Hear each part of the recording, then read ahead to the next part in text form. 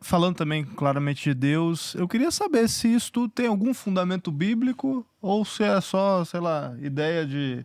os caras lá da Idade Média Sim. viviam assim, e aí isso aí passou, hoje é revolução sexual, cada um faz o que quer, como é que é? Isso, o pessoal pode achar a Idade Média antiga, mas dá para voltar 2.500 anos, 500 anos antes de Cristo, né? A 2.500 anos a gente consegue remontar Aristóteles, essas coisas, né? Por quê?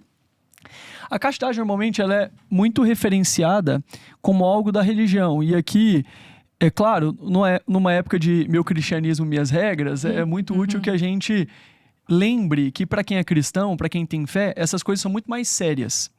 Mas é muito útil diferenciar o que é a lei natural da lei revelada. Ou seja, muitas pessoas, elas ficam muito apegadas à versiculite, né? Que é, cadê o versículo? Cadê o versículo? Cadê o versículo? Então, tem coisas que os versículos são muito importantes, e leio a Bíblia diariamente há anos, então, longe de querer menosprezá-la de qualquer forma. Mas, para a gente entender também, dando aquele contexto prévio, existe uma coisa chamada lei eterna, que é a ordem da realidade. Parte dela é acessível à nossa razão, que a gente chama de lei natural. É aquilo que a gente consegue descobrir pensando direitinho, né? Por exemplo, não pode matar um inocente, honrar os pais, ajudar os pobres, essas coisas a gente não precisa de versículo propriamente dito, ainda que tenha, né? E tem a lei revelada, que se trata daquelas coisas que superam a razão e não a contradizem. Por exemplo, quando a gente está refletindo sobre o batismo, sobre a confissão e sobre mistérios da Santíssima Trindade, etc. A lei natural, os assuntos sobre sexo, eles são de lei natural e não de lei revelada. Ou seja, é que hoje em dia o mundo tá tão louco que praticamente é muito raro que alguém que não seja cristão queira viver essas coisas, né?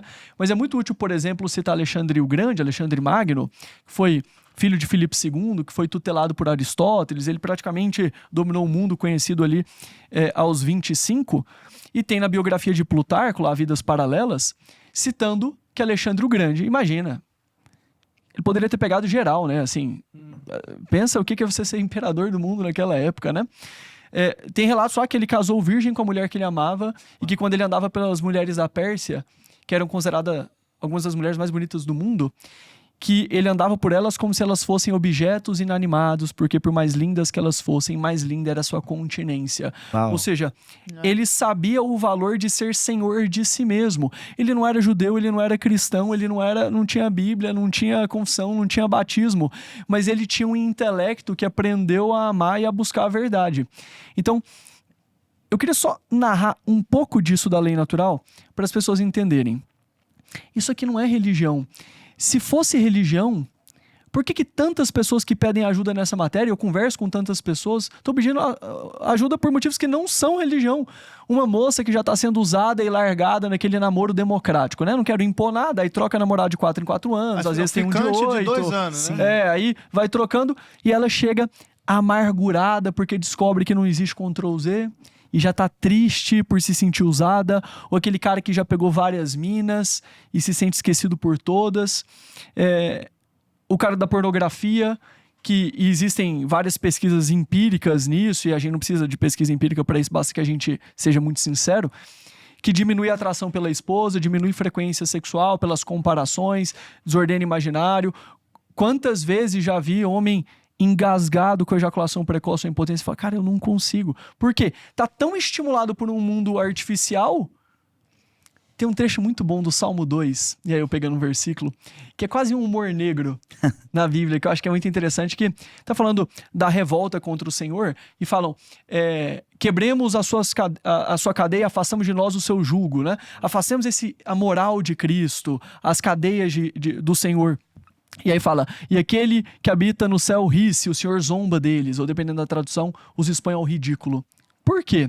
Não é como se Deus estivesse ativamente zoando das pessoas. É porque a lei natural é um manual de funcionamento. Ou seja, a pessoa que se afastar da moral, no sentido clássico, achando que está se afastando de um jugo, ela está tão insana quanto uma pessoa, nesse sentido, quanto uma pessoa que reclama de uma placa de perigo diante de um penhasco. Ou seja, a pessoa se revolta, não, pô, o que eles estão falando aí é tudo religião, vou consumir muita pornografia, então consome. Daqui a pouco você não consegue ter relação com a mulher que você quer ter relação, ou seja, se expõe ao ridículo. E é muito bonito que a gente olha, eu acho que é interessante as pessoas pensarem nisso, sem a religião, para que, entendendo a base real, para quem tem religião, aí você pega isso e joga lá na lua. Que passa a ter um peso e uma importância, uma beleza muito maior do que a gente seria capaz de imaginar, por exemplo, do que Alexandre o Grande conseguiu pensar sobre o tema.